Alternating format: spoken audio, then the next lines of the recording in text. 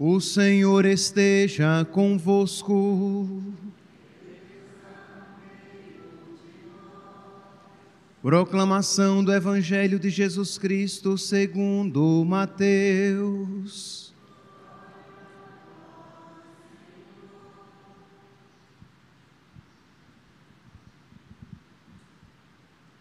Naquele tempo, Jesus disse aos sumos sacerdotes e aos anciãos do povo: escutai esta outra parábola. Certo proprietário plantou uma vinha, pôs uma cerca em volta, fez nela um lagar para esmagar as uvas e construiu uma torre de guarda. Depois arrendou-a a vinhateiros e viajou para o estrangeiro. Quando chegou o tempo da colheita, o proprietário mandou seus empregados aos vinhateiros para receber seus frutos. Os vinhateiros, porém, agarraram os empregados, espancaram a um, mataram a outro e ao terceiro apedrejaram. O proprietário mandou de novo outros empregados, em maior número que os primeiros, mas eles os trataram da mesma forma. Finalmente, o proprietário enviou-lhes o seu filho, pensando: ao meu filho eles vão respeitar. Os vinhateiros, porém, ao verem o filho, disseram entre si: este é o herdeiro. Vinde, vamos matá-lo e tomar posse da sua herança. Então agarraram o filho, jogaram-no para fora da vinha e o mataram. Pois bem, quando o dono da vinha voltar, que fará com esses vinhateiros? Os sumos sacerdotes e os anciãos do povo responderam: com certeza mandará matar de modo violento esses perversos e arrendará a vinha a outros vinhateiros, que lhes entregarão os frutos no tempo certo. Então Jesus lhes disse: vós nunca lestes nas Escrituras: a pedra que os construtores rejeitaram tornou-se a pedra angular? Isso foi feito pelo Senhor e é maravilhoso aos seus olhos? Por isso eu vos digo: o reino de Deus vos será tirado e será entregue a um povo que produzirá frutos. Palavra da salvação.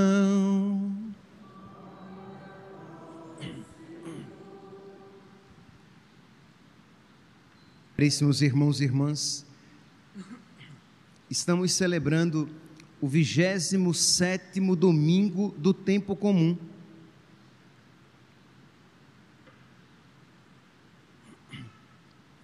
E o evangelho de hoje é um evangelho muito conhecido na mentalidade bíblica de então, porque era uma imagem já muito utilizada no Antigo Testamento, da vinha do Senhor, os vinhateiros. Pois bem, Jesus então, quando utiliza esta imagem para falar do reino de Deus, para falar da necessidade que existe de nós produzirmos frutos, de nós correspondermos à nossa fé, ele usa então essa imagem que foi imediatamente compreendida pelos seus interlocutores. E a mensagem primeira é: a vinha é a casa de Israel, nós ouvimos aqui. A vinha do Senhor é a casa de Israel. Nós cantamos esta antífona no salmo de hoje. Então, a vinha do Senhor é a casa de Israel, que deveria produzir frutos, isto é, que deveria acolher Jesus e produzir frutos na fé. E o que foi que aconteceu? Israel, a casa de Israel, os chefes da casa de Israel, não acolheram Jesus, não reconheceram Jesus, não acolheram os profetas que lhe foram enviados, mataram os profetas que foram enviados e, por fim, mataram o próprio filho, como Jesus conta na parábola de hoje, mataram o próprio filho que foi enviado. Então, a casa de Israel não acolheu o Senhor que esperava colher uvas doces, colheu uvas amargas. Pois bem, este é o primeiro significado. Mas para nós, não nos bastaria, isto é, apenas uma informação, isto é, sabermos que a casa de Israel, que os chefes da casa de Israel não acolheram o Senhor. Ok, é importante que saibamos isso, mas é muito mais importante que nós saibamos que existe uma aplicação espiritual para esta vinha do Senhor. A vinha do Senhor é cada um aqui presente. A vinha do Senhor é o coração de cada um aqui. A vinha do Senhor é a sua alma, que precisa produzir frutos para nosso Senhor.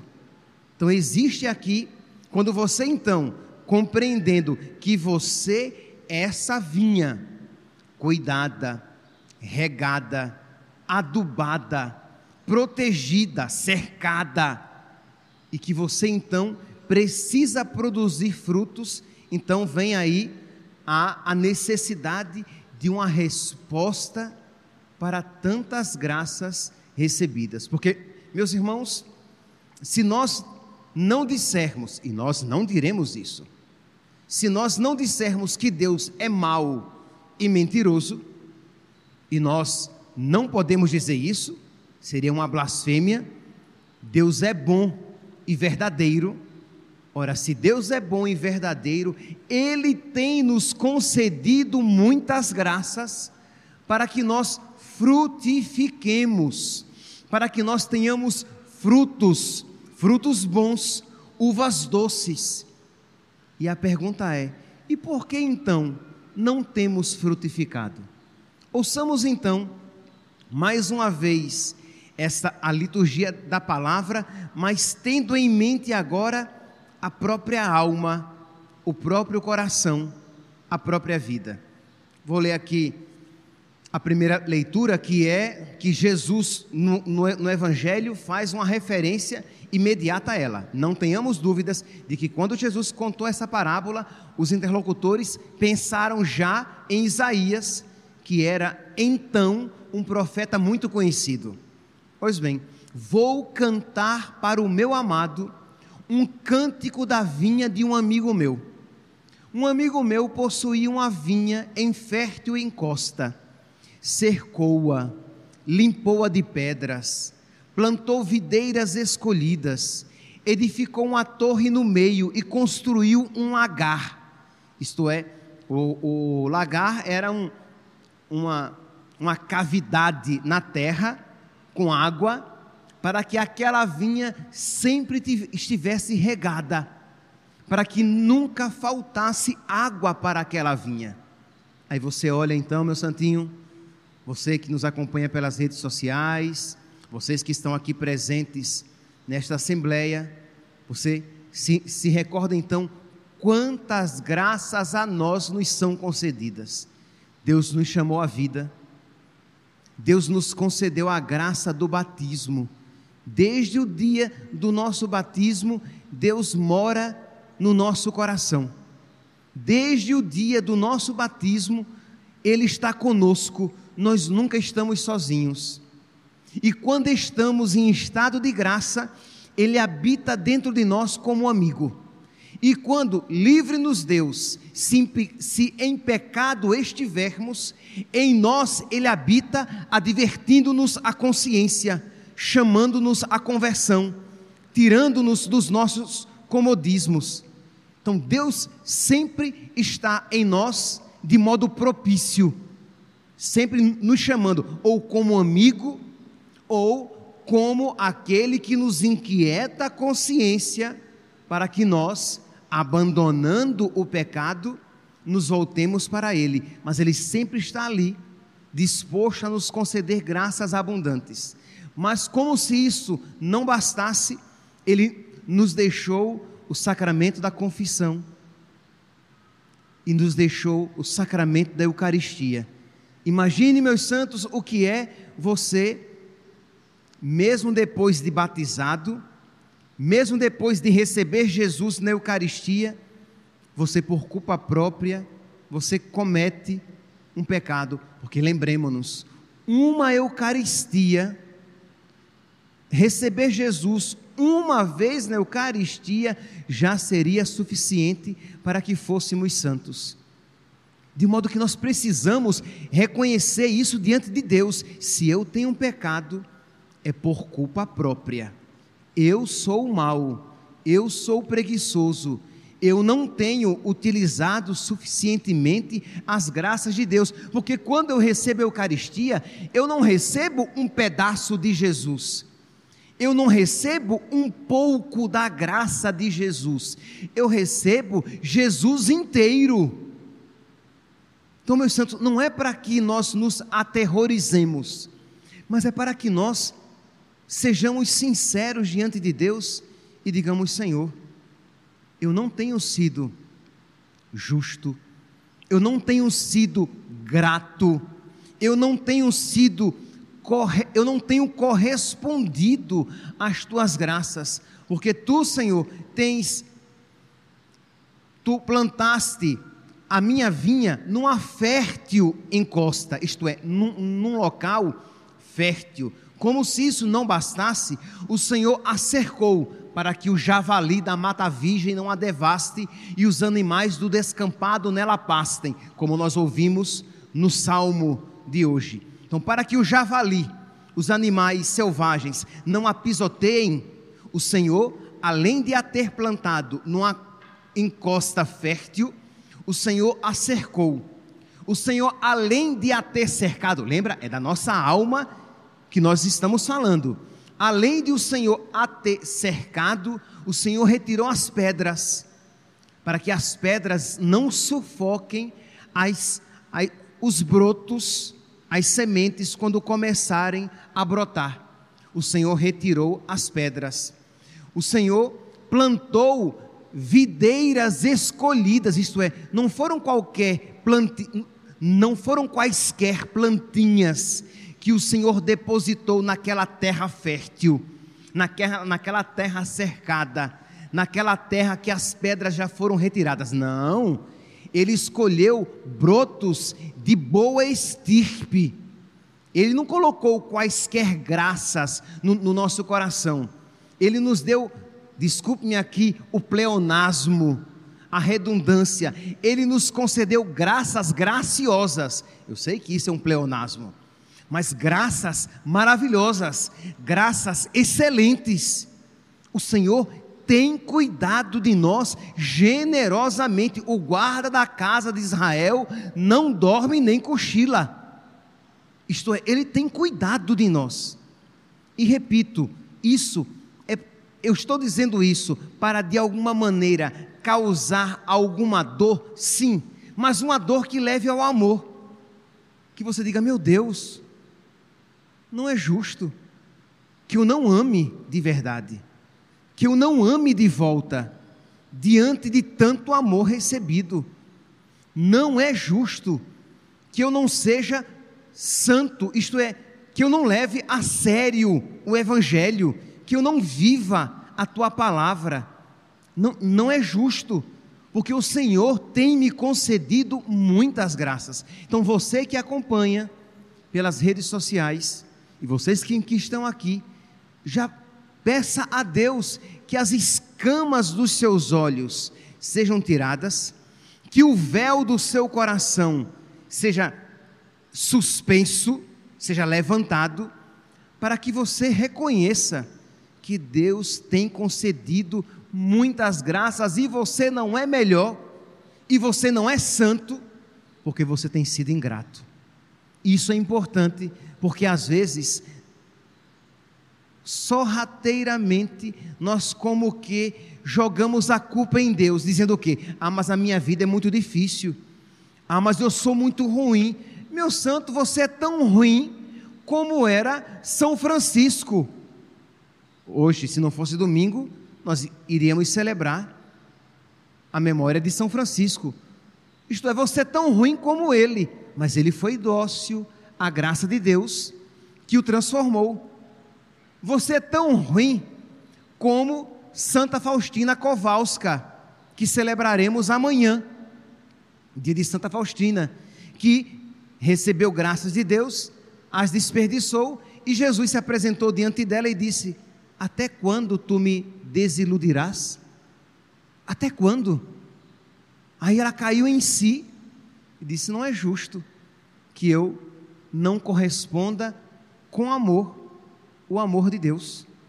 Você é tão ruim quanto Santo Agostinho de Hipona, que ficava protelando para depois a própria conversão, dizendo: Senhor, dá-me a castidade, mas não agora. E depois ele reconhece que amor com amor se paga. A frase é dele: amor com amor se paga. Não é justo que eu não retribua com amor tanto amor que tenho recebido de Deus. Então, não venha me dizer: ah, padre, é porque eu sou um pecador muito ruim. Tudo bem, mas o que é que isso significa? Que o seu pecado é maior do que a graça de Deus?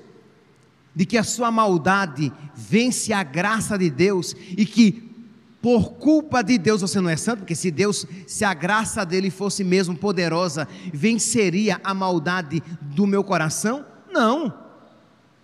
Se você não é santo, a graça de Deus tem sido derramada, mas enquanto você não abrir o coração para de verdade recebê-la, ela não será eficaz na sua alma. Então, de pedir: Senhor, eu te peço, meu Deus, mais uma vez, por misericórdia, vence as resistências que existem no meu coração, para que eu te ame de volta, para que eu te ame de verdade. Mas continua aqui a leitura. Pois bem, plantou videiras escolhidas, edificou uma torre no meio e construiu um lagar. Esperava que ela produzisse uvas boas, uvas doces, mas ela produziu uvas selvagens. Meus santos, essa palavra do domingo de hoje se aplica a todos nós. O Senhor tem esperado de nós obras boas. O Senhor tem esperado de nós obras de santidade. O Senhor tem esperado de nós obras de justiça. O Senhor tem esperado que nós sejamos verdadeiramente dóceis, porque Ele tem nos dado tudo o que é necessário. E a pergunta é: como você, meu santo e minha santa, tem se comportado? Como você tem vivido? Com seus irmãos, com seus amigos, com seus familiares, com seu esposo, com as pessoas do seu trabalho? Como é que você tem interagido com eles? Você tem sido violento, mal educado, ranzinza, grossa, impaciente? Como você tem interagido com Deus? Você tem sido dócil às moções de Deus no seu coração? Você tem procurado com amor obedecer os mandamentos de Deus? Ou tem, quando muito, obedecido os mandamentos de Deus, mas de má vontade, com tristeza? Você tem dado a Deus aquilo que Ele lhe pede, independentemente do que seja? Ou você fica: ah, não, mas eu não sou obrigado a fazer isso. Ah, isso não faz parte dos 10 mandamentos. Isto é, você fica calculando o que vai fazer por Deus. Eu vou dar aqui apenas um exemplo, mas assim, é apenas um exemplo, porque é fácil de se compreender, mas aplique isso a outras circunstâncias na sua vida. Digamos, sei lá, que darei um outro exemplo ainda, depois eu dou esse primeiro que me veio. Digamos que você reze já o terço, e Deus tem pedido a você mais 20 minutos de oração, de diálogo com Ele. Aí você diz: mas eu já rezo o terço todos os dias, e eu até leio a Bíblia, rezo a palavra de Deus, mas você percebe que Deus tem pedido a você. Aí você diz: mas isso é mandamento? Não, não é mandamento, isso não é mandamento, mas Deus tem pedido a você. E se Deus tem pedido a você mais 15, 20 minutinhos de oração, ora, um pedido de Deus, um pedido de uma pessoa tão boa, deve ser uma ordem. Imagine uma pessoa eu conheço pessoas que são muito generosas comigo. Quando eu penso, se essas pessoas me pedirem algo, nossa, o constrangimento que eu vou ter se eu não puder fazer. aquilo que elas me pedirem. Por quê? Porque elas raramente me dizem não. Então, como é que eu vou dizer não àquela pessoa, quando sempre aquela pessoa é sim para mim?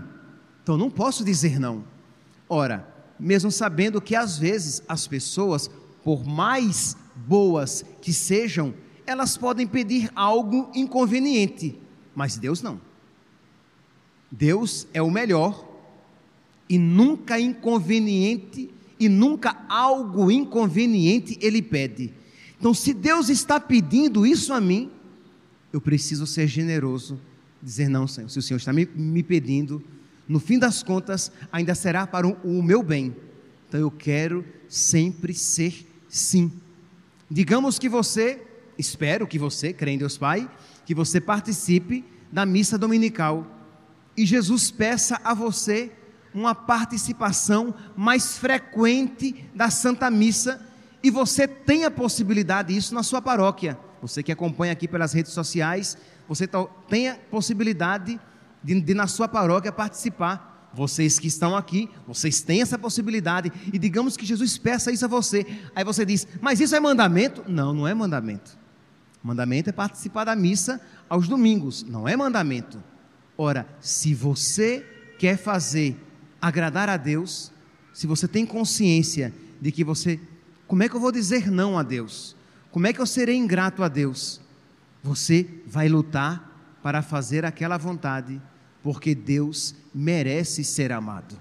Deus merece o meu sim, porque Deus é bom. Deus tem cercado a minha alma, Deus tem protegido a minha vida, Deus tem me concedido graças, e Deus tem me dado um lagar que são a Eucaristia, as graças que Ele me concede, o meu anjo da graça, a intercessão contínua da Virgem Maria e dos santos, dos amigos de Deus.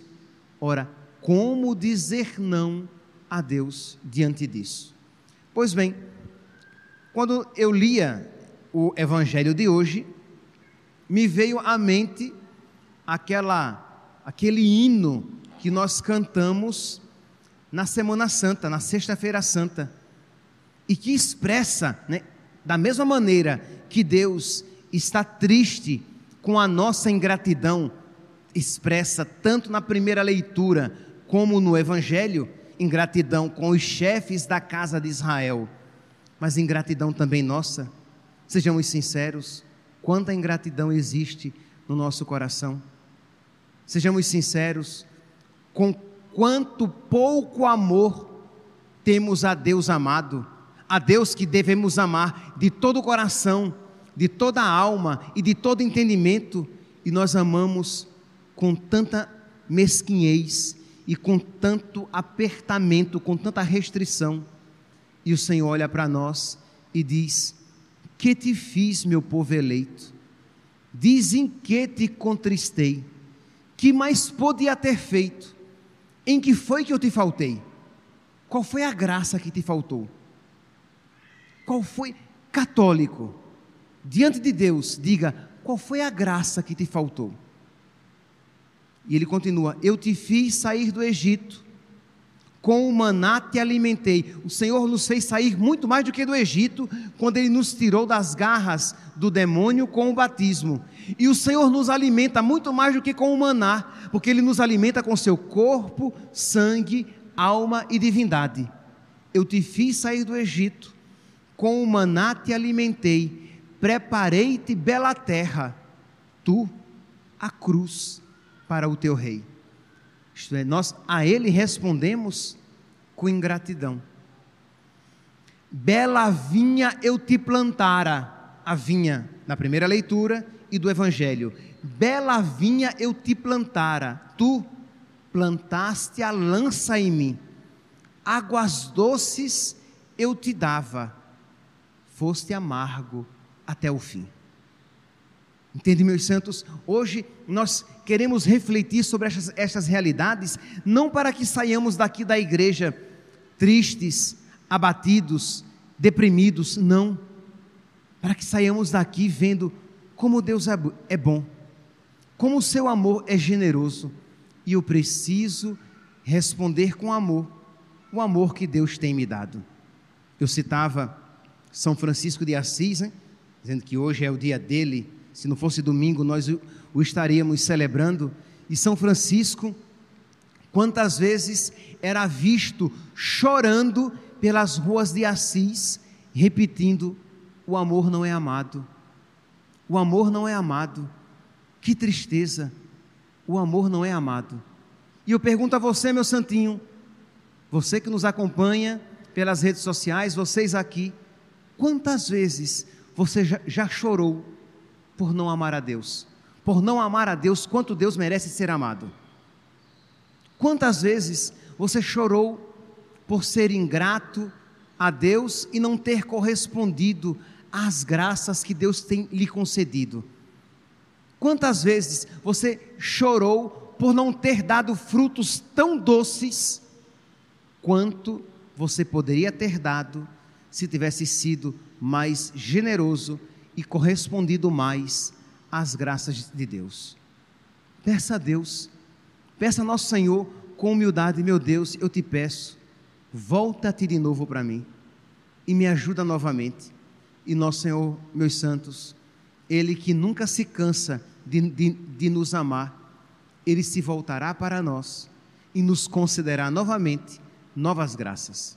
Nós ouvimos no Salmo de hoje a súplica que Israel faz e que nós podemos e devemos fazer: voltai-vos para nós, Deus do universo, olhai dos altos céus e observai, visitai a vossa vinha e protegei-a. Novamente nós pedimos a Deus, nós que dele nos afastamos, e aí os animais nos pisotearam, nós que de Deus nos afastamos e caímos no pecado, nós então, por culpa própria, tendo conhecimento disso, nos voltamos para Deus e dizemos: Senhor, volta para mim, visitai a vossa vinha e protegei-a, e nunca mais vos deixaremos, Senhor Deus, dai-nos vida e louvaremos vosso nome. Que hoje, meu santo, minha santa, nesta Santa Missa, você, reconhecendo a sua miséria, a sua ingratidão, peça a Deus a graça de amá-lo com mais generosidade. Não saia hoje daqui dessa igreja da mesma maneira que você entrou. Não saia hoje dessa igreja sem fazer de verdade uma prece, pedindo a Deus a graça de amá-lo com mais generosidade, pedindo a Deus a graça de corresponder às graças que Deus tem lhe concedido, pedindo a Deus a graça de obedecer os mandamentos com alegria, pedindo a Deus a graça de ser sempre sim aquilo que Ele lhe pede. Não fique ouvindo apenas estas palavras e deixando que elas passem por um ouvido e saindo por outro, mas reze, ouça essa palavra, bata no peito, reconhecendo a sua miséria, reconhecendo a sua ingratidão, mas pedindo a Deus: Senhor, eu não quero ser uma vinha improdutiva, eu não quero te responder com uvas verdes, com uvas amargas. Eu quero, Senhor, retribuir com amor, tanto amor que o Senhor tem me dado. Eu não quero, Senhor, no fim de tudo, ver que eu não produzi nada, ou que eu produzi tão pouco. Eu vou terminar essa homilia com este convite, e peço mesmo que até você em casa, que está em casa, você pode ficar sentadinho no seu sofá, na sua cadeira, onde você estiver, no seu quarto, e pedir a Deus a graça de ser tocado pelo amor dEle. Pedir a Deus, com essas ou palavras semelhantes: meu Deus, tira do meu peito este coração de pedra, este coração tão duro que não se deixa transformar. Tira do meu coração todo o medo que eu tenho de Ti e de fazer a Tua vontade. O Senhor é bom, o Senhor me ama, o Senhor é verdadeiro. Tira do meu coração todo apego ao pecado, o pecado que quer me levar para longe de Ti. Tira do meu coração toda a ilusão, todo apego à ilusão do mundo, Senhor. Por misericórdia, voltai-vos para nós, Deus do universo, olhai dos altos céus e observai, visitai a vossa vinha, a minha alma, o meu coração, e protegei-me. Foi a vossa mão direita que a plantou, protegei-a e ao rebento que firmastes. Que Deus, meus santos, seja propício às nossas preces e nós sejamos verdadeiros nas nossas súplicas. Louvado seja nosso Senhor Jesus Cristo.